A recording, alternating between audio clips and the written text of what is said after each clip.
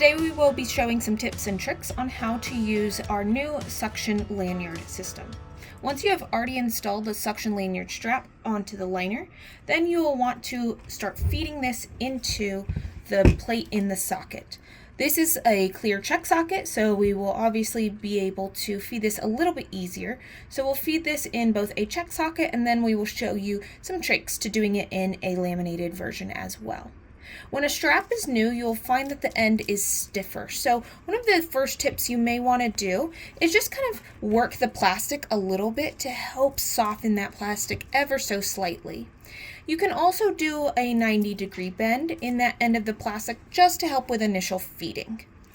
Typically, we won't want to hold the strap too far away from the entry point and hold it just a little bit closer to have good control. You'll then want to make sure that you feed it underneath the metal slot and pull it through the opening. You can continue to push with your hand or pull at this time through the other end. The patient will need to pull as much as they can while in the seated position. Eventually, we will want the end of the strap to suction into the bottom of the lanyard to help improve the airtight suction suspension system. As we continue to pull this in, we can see when the suspension will be able to fully engage with the lanyard puck in the liner. So this may require the patient to stand up to put a little more force in to be able to push all the way down.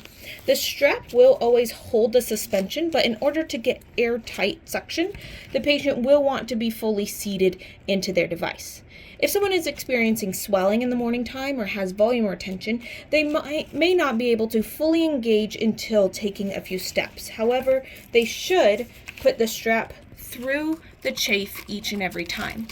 It is advised that you keep the chafe as proximal as possible on the socket to allow the strap to be as long as possible for ease of donning. You will not want to pull from this location, as this can cause the rivet and the chafe to become loose, but rather the patient should be pulling from the distal aspect and pulling away to allow it to engage securely and fully.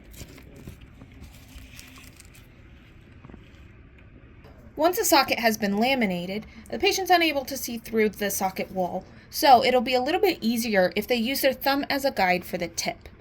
By putting their thumb just slightly over the strap, they can touch the inside of the suction lanyard system and feel where the entry point is to ensure that they're lining it up properly. From that point, they can just feed the strap through underneath that slot. Ensure that the hook and loop is facing down and the Dacron material is facing up. Again, that will feed through quite easily, but you will need to keep your hand more relatively close to the suction lanyard itself than holding it farther away and trying to push it in. So again, we want to pull this from the entry point or the exit point and not pull it through the chafe. So the patient will ensure that they pull as much through as possible, and then they should be able to feel when they're fully engaged. We do encourage marking the strap with perhaps a silver permanent marker so that the patient can see when they are fully engaged where they should be at. So that's a good indicator to a patient that they are fully seated down if you mark the exit so that the patient knows, or also marking up top in the beginning for the patient as well to know. Like a line here can help them know if they are fully seated all the way down into their prosthesis.